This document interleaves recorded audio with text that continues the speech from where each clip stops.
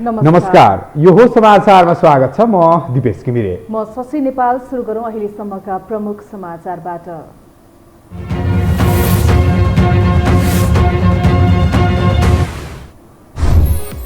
नेकपा एमालेलाई विभाजनबाट रोक्न शीर्ष 2 नेता नै अनिच्छुक। माधव नेपाललाई एमालेमा ठाउँ नरहेको ओलीको भनाई। विघटित कार्यदलको सक्रियता निष्प्रभावी। महाधिवेशनको संवैधानिक सीमा टर्दै जाँदा कांग्रेसको वैधता समाप्त हुनेमा नेताहरूको चिन्ता। क्रियाशील सदस्यताको विवाद थप कसिलो बन्दै। दार्चुलामा भारतीय सिपाहीले तुइन काटिदिएपछि बेपत्ता व्यक्तिबारे सरकार अझै बेखबर। तत्काल भारतसँग स्पष्टीकरण लिन सरकारलाई दबाव। अनुसन्धान गर्न समिति गठन। पछिल्लो 24 घण्टामा 3106 जना कोरोना संक्रमित थपिए। 23 जनाको मृत्यु। 1916 जनामा संक्रमण मुक्त। खोप आयात बढाउन र व्यवस्थित गर्न सरकारलाई सुझाव। र नियामक निकायकै मिलेमतोमा नेपाली शेयर बजारमा व्यापक चलखेल। आइपिओ जारी गर्न लागेको सर्वोत्तम सिमेन्टको शेयर सेटिङ। करोडौंको चलखेल भएको आशंका।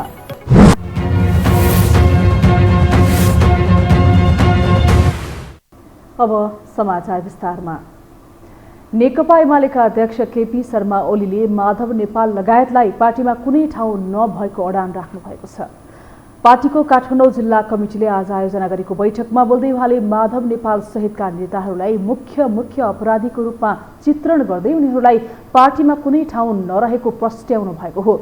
माधव नेपाल पक्षका नेताहरू नआए पनि चिन्ता गरेर बस्नुपर्ने अवस्था आफूहरूका लागि नरहेको उहाँले दावी गर्नुभयो।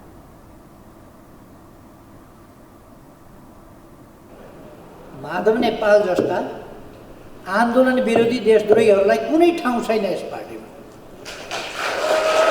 कुनै ठाउँ आफ्नो पार्टीको सरकार ढाल्न बाहिर जाने 27 जना, अर्काको पार्टीलाई समर्थन दिन, अर्काको सरकारलाई समर्थन दिन, दक्षिणपन्थी सरकारलाई मेरो विश्वास छ भनेर विश्वास जाहेर गर्न, व्हिप उल्लङ्घन गरेर फ्लोर क्रस गरेर फेरि भोट दिन जाने, योभन्दा निर्लज्ज काम, योभन्दा प्रतिक्रियावादीहरूको दलालीको काम के हुन सक्छ? त्यसकारण यस्ता प्रतिक्रियावादीहरूका मध्य यस्ताका लागि ठाउँ छैन पार्टी। अध्यक्ष ओलीले आगामी निर्वाचनमा आफ्नो पार्टीले बहुमत ल्याएर देखाउने दावी समेत गर्नुभयो। पार्टीमा खुट्टा तान्ने तत्त्वहरू अब पार्टीभित्र नरहेकाले बहुमत ल्याउन सकिने उहाँको तर्क थियो। एमाले वरिष्ठ नेता माधव कुमार नेपालले केपी शर्मा ओलीलाई संकेत गर्दै फेरि पनि प्रधानमन्त्री बन्नका लागि जालझेल नगर्न सचेत गराउनु भएको छ। अखिल फोर्सले आयोजना गरेको भेलालाई सम्बोधन गर्दै नेता नेपालले प्रधानमन्त्री बन्नका लागि जालझेल नगर्न सचेत गराउनु भएको हो। ओलीले दोस्रो पटक गरेको प्रतिनिधि सभा विघटनलाई असार 28 गते सर्वोच्च अदालतले बदर गरिदिएको फैसलाप्रति आफ्नो सम्मान रहेको नेता नेपालको भनाइ थियो।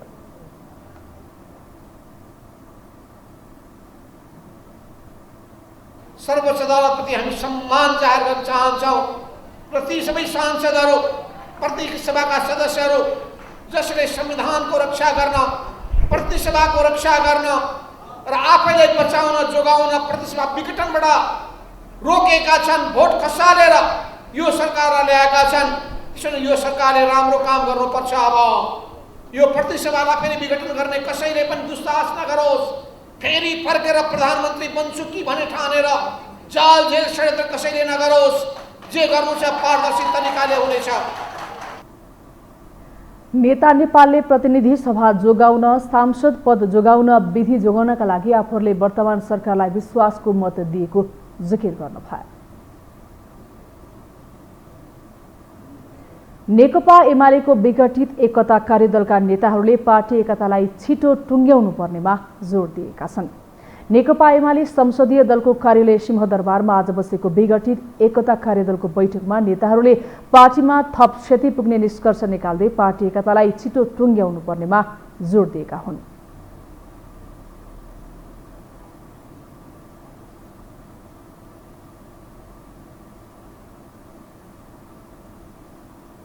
पार्टी एकतालाई जोगाउनुपर्छ। एउटा छोटो अवधिमै अब टुङ्गाएर जानुपर्छ। अब ढिला गर्नुको अर्थ यसले एकपछि अर्को पार्टीमा क्षति पुग्छ भन्ने निष्कर्ष। हामीले 10 बुँदे सहमति र 2टा अध्यक्षको जुन प्रसङ्ग चलिरहेको छ यसलाई मुख्य आधार बनाएर समाधान गर्ने सन्दर्भमा अझ प्रयत्नलाई केन्द्रित गर्ने गरी अगाडि बढौँ भन्ने।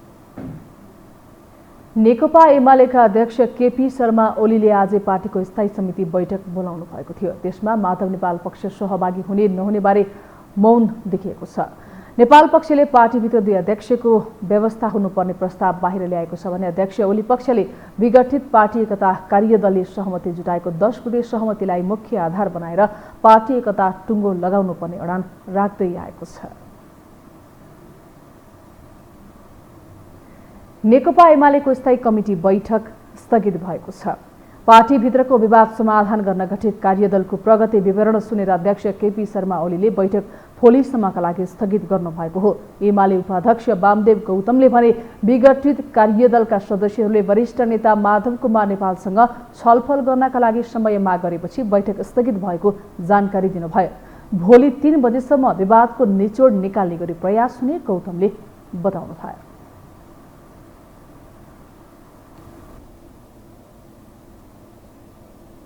अब बाँकी समाचार। जसपा संसदीय दलको नेतामा पार्टी अध्यक्ष उपेन्द्र यादव चयन हुनुभएको छ। सिंहदरबार स्थित दलको कार्यालयमा बसेको बैठकले अध्यक्ष यादवलाई निर्विरोध चयन गरेको हो। संघीय परिषद अध्यक्ष डाक्टर बाबुराम भट्टराईको प्रस्ताव र महेन्द्र राय यादवको समर्थनमा यादव दलको नेता चयन हुनुभएको हो। बैठकमा 21 जना संघीय सांसदको उपस्थित रहेको थियो।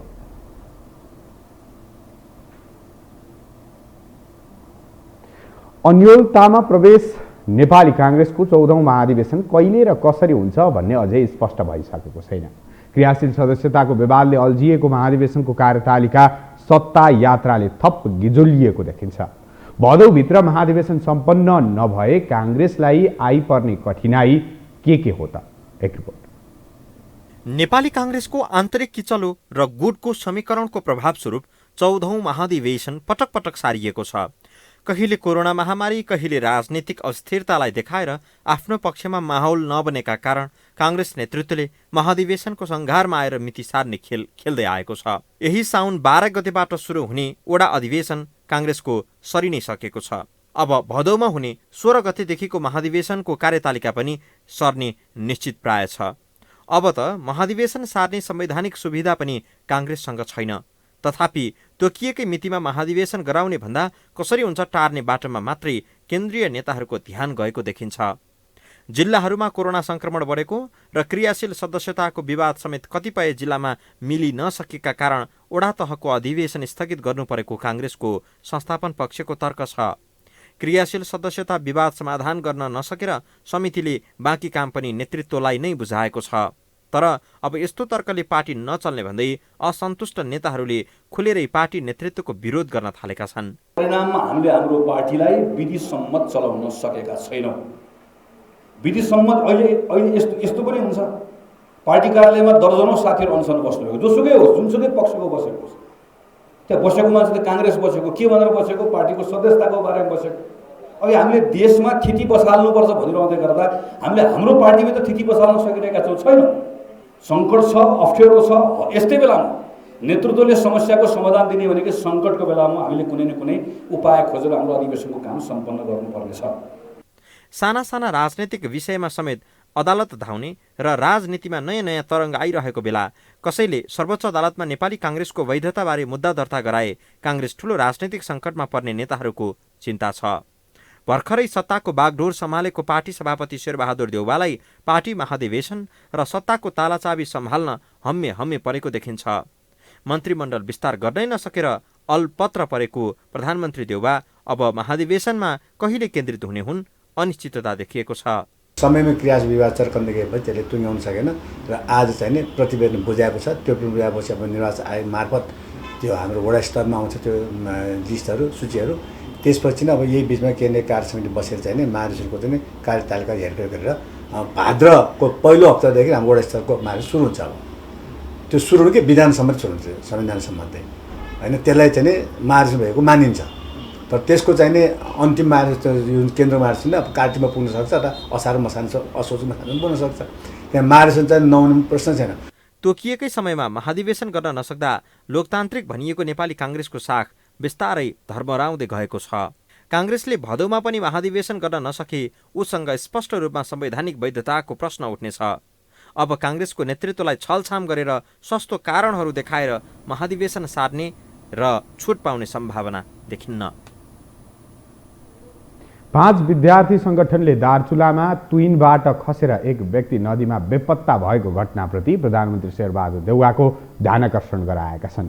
उनीहरूले तत्काल घटनाको छानबिन गरी दोषीमाथि कारबाहीको माग गरेका छन्। दार्चुलाको ब्यास गाउँपालिका 2 का जयसिंह धामी विदेश जानका लागि महाकाली नदी तर्ने क्रममा भारतीय सशस्त्र प्रहरीले तुइन काटिदिएपछि नदीमा बगेर बेपत्ता भएका छन्। संयुक्त विद्यार्थी संगठन भारतीय अपराधिक कार्यको विरोध र भत्सना गर्दै घटनाको छानबिन गरी तुइन काट्ने व्यक्तिलाई कारबाही गर्न र सीमा क्षेत्रका नेपालीमाथि हुने भारतीय ज्यादती रोक्न माग गर्दै प्रधानमन्त्रीलाई ज्ञापन पत्र बुझाएका हुन्।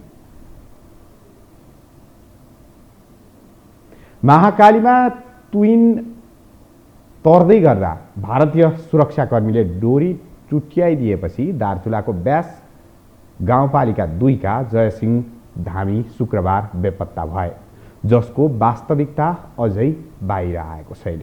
एक रिपोर्ट।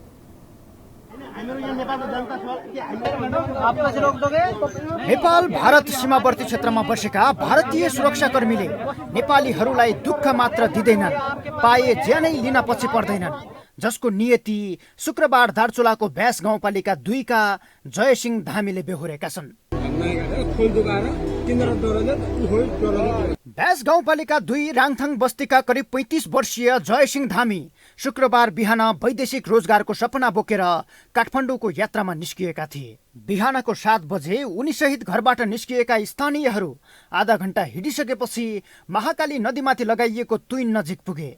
आफ्नै जिल्लाको सदरमुकाम पुग्न पनि महाकाली नदीमा लगाइएको तुइन चढेर भारतीय भूमिको प्रयोग गर्नुपर्ने बाध्यता छ।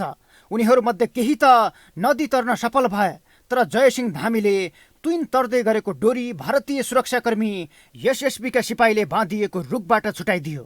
जयसिंह धामी पारिपट्टि पुग्न करिब 1.5 मिटर मात्रै बाँकी रहँदा एसएसबीका जवानले तुइनको डोरी काटिदिएपछि उनी उर्लिरहेको महाकालीको साउने भेलमा खसे र बेपत्ता भए। अहिलेसम्म पनि उनी भेटिएका छैनन्।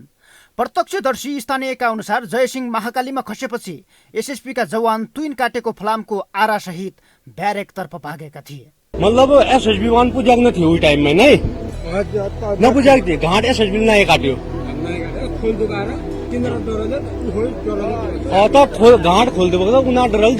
महाकाली नदीमाथि नेपालको मालगाउँ र भारतको गसको जोड्ने तुइन छ।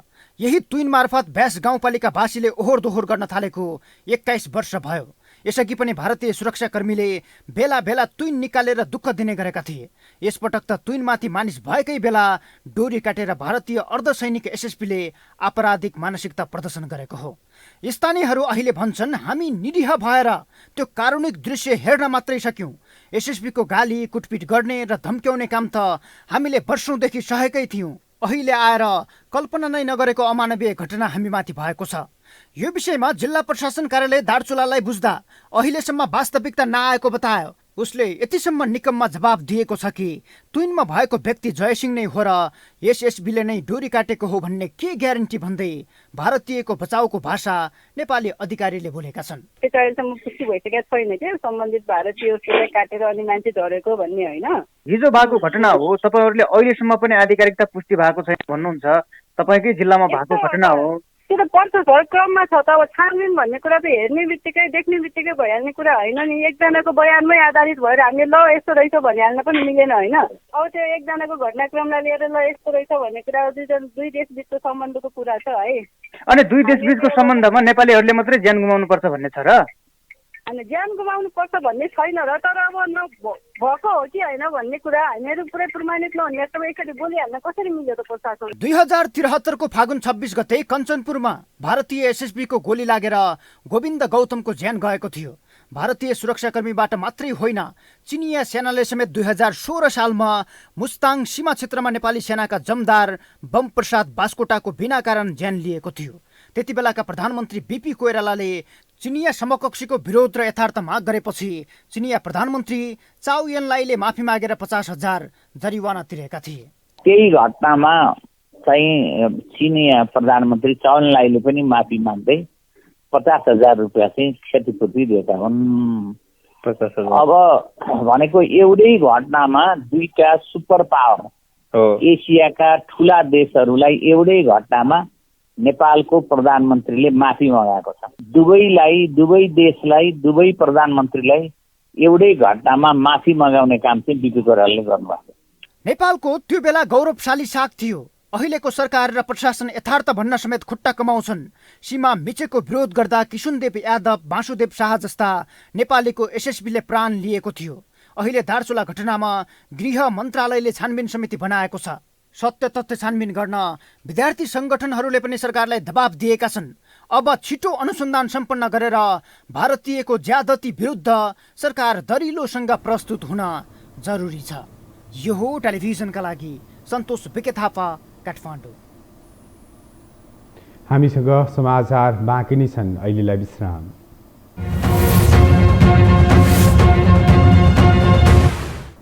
विश्रामपछि स्वागत छ। अब बाँकी समाचार। पछिल्लो 24 घण्टामा नेपालमा थप 3,106 जनामा कोरोना संक्रमण पुष्टि भएको छ। स्वास्थ्य तथा जनसङ्ख्या मन्त्रालयका अनुसार पछिल्लो 24 घण्टामा 9,263 नमुना पीसीआर परीक्षण गर्दा 2,280मा संक्रमण देखिएको छ भने एन्टिजेन विधिबाट 4,256 को परीक्षण गर्दा 826मा संक्रमण देखिएको हो। यस्तै थप 23 जनाको संक्रमणका कारण मृत्यु भएको छ भने 1,916 जना कोरोनाबाट संक्रमण मुक्त भएका छन्।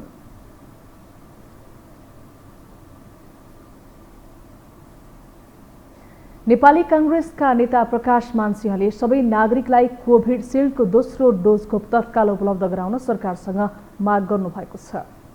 कोरोना विरुद्धको खोपको दोस्रो डोज लगाउन नपाएकाहरूले चर्को गुनासो गरिरहेका बेला उहाँले त्यसको तत्काल व्यवस्था गर्न सरकारको ध्यान आकर्षण गराउनु भएको हो। नेता सिंहले कोभिशिल्डको दोस्रो डोज खोप नपाएका जनताको जायज गुनासो पूरा गर्न सरकारले ध्यान दिनुपर्नेमा जोड दिनुभयो।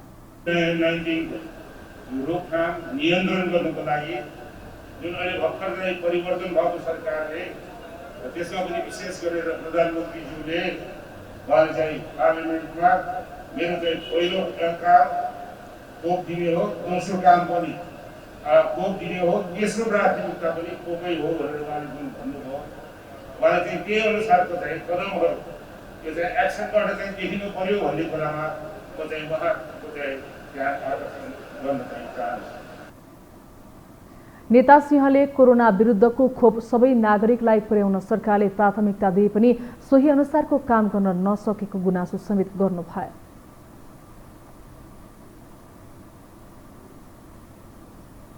कांग्रेस उपसभापति विमलेन्द्र निधिले सरकारले सबै नागरिकलाई कोरोना विरुद्धको खोप उपलब्ध गराउन सम्पूर्ण शक्ति परिचालन गरेको दावी गर्नुभएको छ। उपसभापति निधिले जहाँबाट ल्याएर भए पनि आम जनतालाई कोरोना खोपको व्यवस्था गर्न सरकार प्रतिबद्ध भएर लागि परेको बताउनु भएको हो। उहाँले प्रधानमन्त्री शेरबहादुर देउबा नेतृत्वको वर्तमान सरकारले कोरोना विरुद्धको खोपलाई बढी प्राथमिकता दिएको पनि स्मरण गराउनु भयो।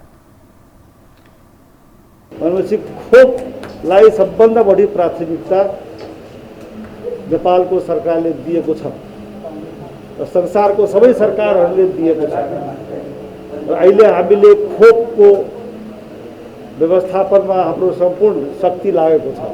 नेपाल सरकारले भनिरहेको छ, हाम्रो सरकारले भनिरहेको छ कि हामीले जहाँबाट पनि हुन्छ खोप उपलब्ध गराएर नेपाली जनतालाई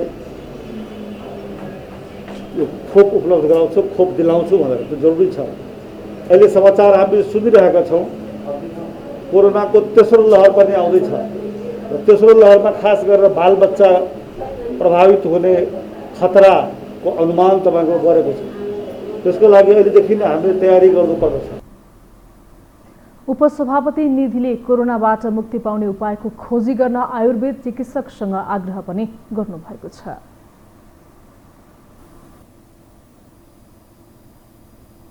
अब बाँकी समाचार। हिमाल आरोहण र पर्यटनबाट राज्य कोषमा वार्षिक करोडौं रुपियाँ जम्मा हुने भए पनि यस्तो जोखिम कार्यमा कठिने व्यक्तिलाई राज्यले उचित सम्मान नदिएको भन्दै आलोचना हुने गरेको छ। तर सर्वोच्च शिखर सगरमाथा रहेको सोलुखुम्बु जिल्लाको एउटा स्थानीय तहले भने आफ्नो गाउँबाट हिमाल आरोहण र पर्यटन प्रवर्धनमा सहयोग गर्ने व्यक्तिहरूलाई सम्मान गरेको छ। एक रिपोर्ट। सोलुखुम्बु थुलुङ दुधकोशी गाउँपालिकाको 9 नम्बर वडाभित्रका हिमाल आरोहीहरूलाई गाउँपालिकाले सम्मान गर्यो। अति जोखिमपूर्ण पेसामा रहेका शेर्पा समुदाय सहित 31 जनालाई सम्मान गरेको हो। हिमाल आरोहणका क्रममा हरेक वर्ष जस्तो आरोहण दलका सदस्यहरू दुर्घटनामा पर्ने गर्दछन्। तर कठिन पेसामा लागेर नेपालको पर्वत आरोहण पेसामा टेवा पुर्याएकाहरूको उचित योगदान नपुगेको भन्दै बेला बेलामा गुनासो र आलोचना भइरहँदा थुलुङ दुधकोशी गाउँपालिका 9 लोखिमले भने आफ्नो गाउँभित्रका आरोहीहरूलाई ऊर्जा प्रदान गरेको हो। यस्ता कार्यक्रमहरूले पेसामा आउने नयाँ युवा र क्रियाशील व्यक्तिहरूलाई टेवा पुग्ने आरोहीहरू बताउँछन्। जो युवा हुनुहुन्छ आउनुहोस् तालिम गर्नुहोस् भन्न चाहन्छु। त्यो तालिम गरिसके पछाडि तपाईँको क्वालिटी मेन्टेन गर्न सक्नुहुन्छ, सेफ्टी सेक्युरिटीमा ध्यान दिन सक्नुहुन्छ। त्यो क्लाइम्बिङ गर्ने मात्रै ठुलो कुरा होइन, तपाईँ सेफ्टी सेक्युरिटीमा ध्यान दिएर त्यहाँ कसरी चाहिँ क्लाइम्बलाई चाहिँ गाइडिङ गर्ने, कसरी चाहिँ सेफ क्लाइम्बिङ गराउने, अबको मोडालिटी के हो, पर्यटनको मोडालिटी के हो, त्यसमा बसेर चाहिँ हामीले चाहिँ गाइडिङ गर्यो भने त्यसको स्किलफुल हामीले चाहिँ विश्वले हेर्दैछ। पर्यटन भनेको नेपालको लागि एउटा मेरुदण्ड हो भने असमको नाङ्लो व्यापारीलाई चाहिँ पनि पर्यटन सिकाउनु पर्छ भन्ने मेरो बुझाइ हो। सगरमाथा सहित दर्जनौं हिमालहरू जिल्लाको माथिल्लो भूभागमा पर्दछ। तर सोलुखुम्बुको तल्लो क्षेत्रका नागरिकहरू पथ प्रदर्शकदेखि हिमाल आरोहणसम्म सक्रिय छन्।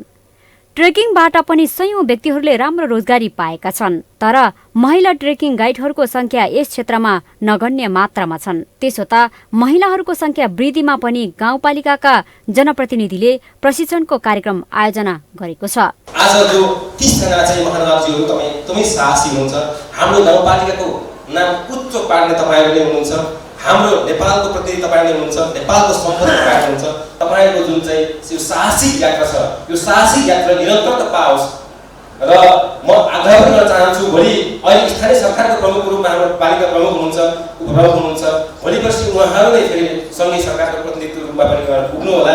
त्यो बेला मलाई लाग्छ मैले उहाँलाई एउटा निवेदन गर्ने कुरा चाहिँ के हो भने जो सगरमाथामा चाहिँ सफल रूपमा आह्वान गरेर फर्किसक्नु भएको छ उहाँहरूको न्यूनतम एउटा चाहिँ निड्स हुन्छ नि, स्वास्थ्य, शिक्षा, यी कुराहरू चाहिँ नेपाल सरकारले निःशुल्क गर्दै के हुने होला हुन्छ नि। किनभने सगरमाथा चढ्नु भनेको त्यो एउटा साधारण जोग होइन, यो अत्यन्तै आफूलाई माया गरेर आफ्नो ज्यानलाई हत्केलामा राखेर तपाईँलाई यो यात्रा गरेर गएको छ।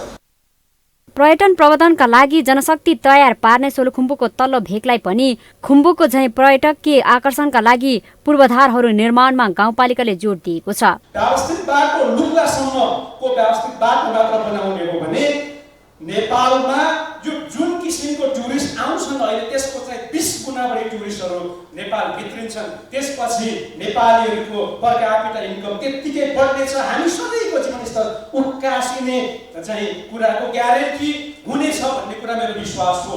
अब डोमेस्टिक टुरिज्मको कुरा मैले गर्नुपर्छ।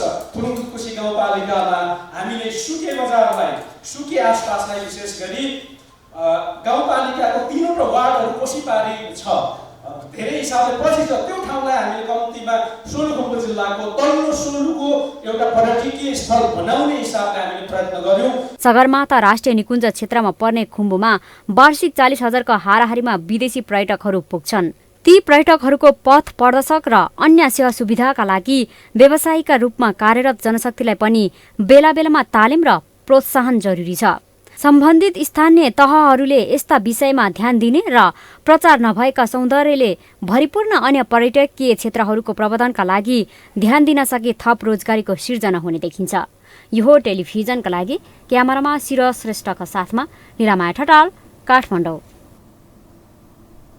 जंगलमा उम्रिने निगुरो मोरङको उत्तरी ग्रामीण क्षेत्रका निम्न वर्गका बासिन्दाका लागि आय आर्जनको माध्यम बन्ने गरेको छ। ग्रामीण क्षेत्रका निम्न वर्गका बासिन्दाले सागको रूपमा भान्सामा प्रयोग हुने निगुरो टिपेरै घरायसी खर्चको जोहो गर्दै आएका छन्। एक रिपोर्ट। मोरङको उर्लाबारी नगरपालिका र मिक्लाजुङ गाउँपालिकाको बीचमा पर्ने डुम्रेको जंगलमा पर्ने सिमसार क्षेत्रमा दिनहुँ निगुरोको साग टिप्ने गरिन्छ। मोरङको उत्तरी क्षेत्रमा अवस्थित यो 4 कोसे झाडीमा प्राकृतिक रूपमा उम्रने निगुरो यस क्षेत्रका निम्न वर्गका मानिसहरूका लागि आय स्रोत बन्ने गरेको छ। निम्न आय स्रोत भएका सर्वसाधारण दिनहुँ यो जंगलमा निगुरो टिप्न प्रवेश गर्छन्। उर्लाबारीको उत्तरी वडाका साथै मिक्लाजुङ सहित अन्य गाउँपालिकाका सर्वसाधारण समेत यहाँ निगुरो संकलन गर्न आउँछन्। एका बिहानै जंगल प्रवेश गर्ने उनीहरू दैनिक 8 देखि 10 घण्टाको समय खर्चिएर निगुरो संकलन गर्छन्। मिक्लाजुङ गाउँपालिका 3 की भीममाया विक्क दैनिक छिमेकी महिलाहरूसँग निगुरो संकलन गर्न आउँछिन्। बिहान 8 बजेदेखि 3 बजेसम्म लगातार टिप्दा प्रायजसो दैनिक 1 डोको निगुरो लिएर गाउँ फर्कने गरेकी छिन्। अन्य महिनाको तुलनामा वर्षाको 3 महिना निगुरो बढी पाइने भएकाले पनि यो समयमा निगुरो संकलनमा महिलाहरू पुग्ने गरेका छन्। साउन भदौ यस्तै दिनभरि टिप्दा खै अहिले त छैन, यसो 15-20 मुठा टिप्छौँ। अब 3 बजेतिरै घरतिर जान्छौँ। 20 रुपियाँ 25 रुपियाँ त्यस्तै। मधुमल्ला टाढीकी देविका दर्जी पनि दैनिक महिलाहरूको समूह बनाएर डुम्रेको यो जंगलमा निगुरो संकलन गर्न पुग्छिन्। बिहान बेलुकाको घरधन्दाबाट बचेको समय उनले नियमित रूपमै निगुरो टिप्न खर्चने गरेकी छिन्। दर्जीले पनि निगुरो टिपेर बालबच्चाको भर पोषण र घर खर्च समेत चलाउने गरेकी छिन्। काम नभएको बेलामा अनि बेच्यो, लगो, नुन ल्यायो, खोर्सानी ल्यायो, छोराछोरीले चामल ल्यायो, के गर्नु, कति हुन्छ 30 रुपियाँमा बेचेर 100-200 रुपियाँ पनि हुँदैन कोही बेला। लगो अनि बेच्योहरू अनि लगो अनि दोकानमा गयो, सामान ल्यायो अनि यसो छोराछोरीलाई कसले खुवाउनु पर्छ, के गर्नु त्यस्तै। मधुमल्लाको टाढीबाट निगुरो संकलन गर्न पुगेका मनबहादुर रसाइली पेशाले दैनिक ज्याला मजदुरी गर्ने मजदुर हुन्। पछिल्लो समय कोरोनाका कारण सुरु भएको लकडाउन र निषेधाज्ञाका कारण ज्यालादारी घुमेपछि उनले समेत निगुरो टिपेरै दैनिक गुजारा चलाइरहेका छन्। हामी कोही बेला 15मा हप्तामा एकचोटि आउँछौँ। अब 8:30 बजी 9 बजी आइपुग्छौँ। हामी 3 बजी 3:30 बजी अब भेट त 20-25 मुठा टिप्छौँ, नभएर 10 मुठा 8 मुठा त्यस्तो। यो 30 रुपियाँ 20 रुपियाँ 25 रुपियाँ हेरी हामी भोटौँ कोही बेला अरू मजदुरी गर्नुपर्छ। अब यो भदौ अन्तिम जंगलबाट संकलन गरिने निगुरो अधिकांश रूपमा गाउँघरमै खपत हुने गरेको छ भने पूर्व पश्चिम महेन्द्र राजमार्गको सडक किनार यसको मुख्य बिक्री स्थल हो। राजमार्गको यात्रा गर्ने अधिकांश यात्रीहरूले मोरङको पथरी, कानेपोखरी र भाउन्ने चोकमा नियमित बिक्रीका लागि राखिने गरिएको छ। पौष्टिक सागको रूपमा भान्सामा प्रयोग गरिने निगुरो 20 रुपियाँदेखि 30 रुपियाँ मुठासम्म बिक्री हुँदै आएको छ। निगुरो प्राकृतिक रूपमै उम्रिने र हुर्कने भएकाले विषादी र मलखातको दुष्प्रभावबाट समेत मुक्त हुन्छ। अब पालो आर्थिक समाचारको।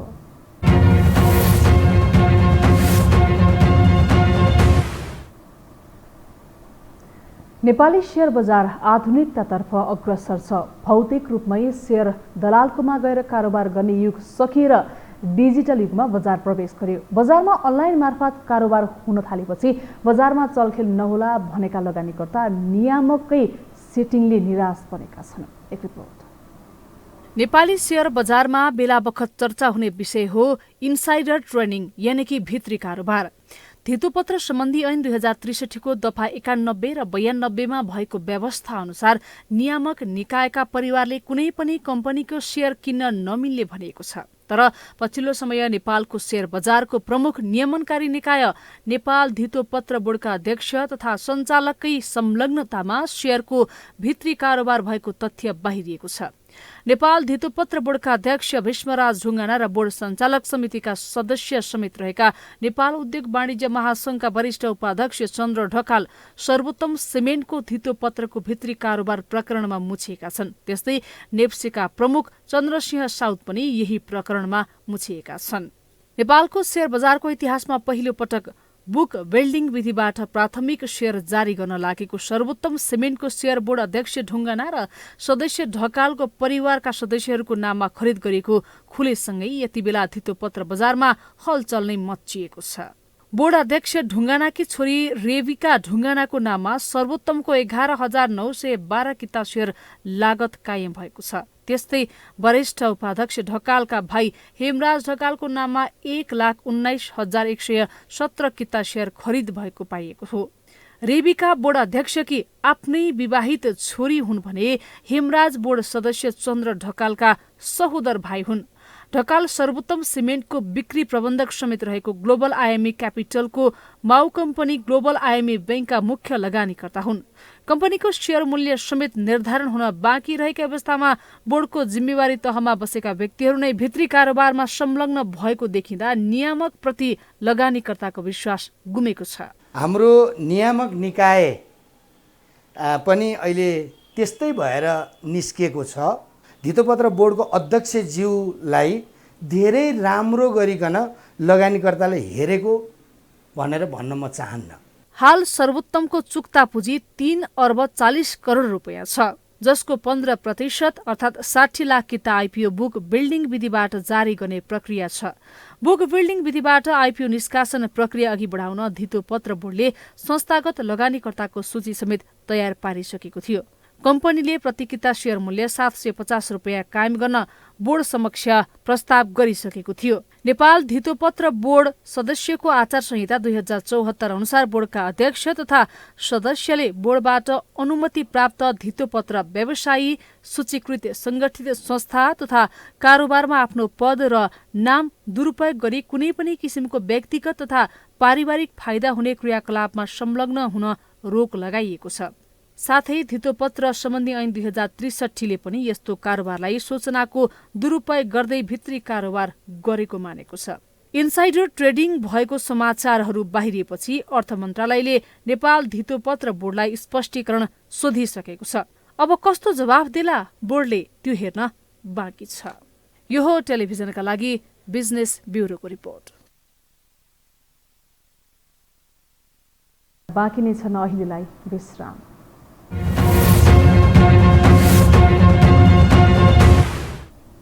विश्रामपछि स्वागत छ। अब पालो अन्तर्राष्ट्रिय समाचारको।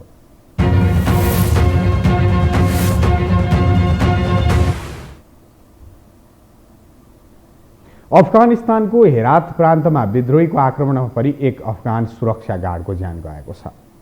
सरकारी सेना र तालिबानी लडाकु बीच द्वन्द्व चलिरहेका बेला पश्चिमी अफगानिस्तानको हेरात प्रान्त स्थित संयुक्त राष्ट्रसङ्घको कार्यालय अघि आक्रमण भएको हो। 20 वर्षदेखि अफगानिस्तानमा रहेको अमेरिकी सेना स्वदेश फिर्ता हुन थालेदेखि नै गत मे महिनादेखि तालिबानी लडाकुहरूले आफ्नो सैन्य गतिविधिलाई तीव्र पारेका छन्। तालिबानहरूले देशका 2/3 भागमा आफ्नो नियन्त्रण जमाएको दाबी गर्दै आएका छन्। तालिबानको सशस्त्र गतिविधिप्रति अन्तर्राष्ट्रिय मानवाधिकारवादी सङ्घ संस्थाले चिन्ता व्यक्त गरेका छन्।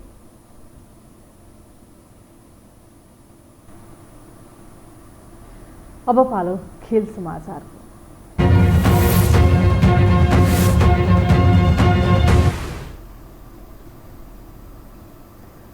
इङ्ल्यान्डका अलराउन्डर बेन स्टोक्सले सबै फर्म्याटका क्रिकेटबाट विश्राम लिने घोषणा गरेका छन्। इङ्ल्यान्ड एन्ड वेल्स क्रिकेट बोर्डले स्टोक्सले क्रिकेटबाट विश्राम लिने निर्णय गरेको जनाएको छ। अलराउन्डर स्टोक्सले आफ्नो मानसिक स्वास्थ्यलाई प्राथमिकतामा राख्दै क्रिकेटबाट अनिश्चितकालका लागि विश्राम लिने निर्णय गरेको बोर्डले जनाएको छ। क्रिकेटबाट विश्राम लिने निर्णयसँगै स्टोक्सले भारत विरुद्धको स्टेट सिरिज गुमाउने भएका छन्। इङ्ल्यान्डले घरेलु मैदानमा भारतसँग 5 खेलको स्टेट सिरिज खेल्नेछ। खेल समाचारसँगै हामी यो समाचारको अन्त्यमा आइपुगेका छौँ। बिदा हुनु अघि प्रमुख समाचार पुनः एकपटक।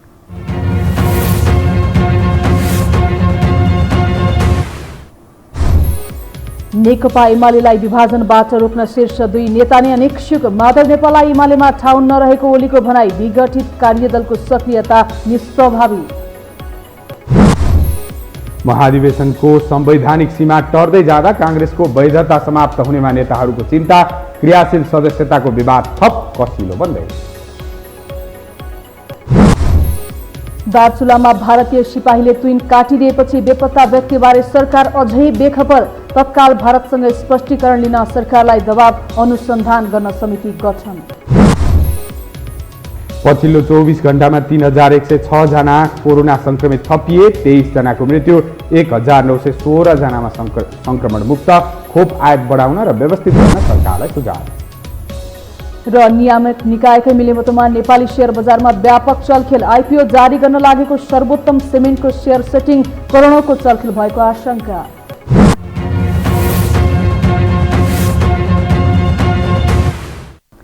हवस् त यो समाचार सकियो। समाचार बुलेटिनका साथै यो टेलिभिजनका सम्पूर्ण कार्यक्रम यो टेलिभिजन.com, यो खबर.com, युट्युब र फेसबुकमा पनि पढ्न र हेर्न सक्नुहुनेछ। मोबाइलमा यो टिभी एप डाउनलोड गरी हामीलाई प्रत्यक्ष हेर्न सक्नुहुनेछ।